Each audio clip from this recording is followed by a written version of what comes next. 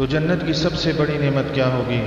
حضرت صہیب رضی اللہ تعالیٰ عنہ فرماتے ہیں کہ رسول اللہ صلی اللہ علیہ وسلم نے ارشاد فرمایا کہ جب جنتی جنت میں اور دوزخی دوزخ میں چلے جائیں گے تو ایک منادی پکارنے والا پکارے گا کہ جنت والو، اللہ نے تم سے ایک وعدہ کیا تھا، وہ اس کو پورا کرنا چاہتا ہے۔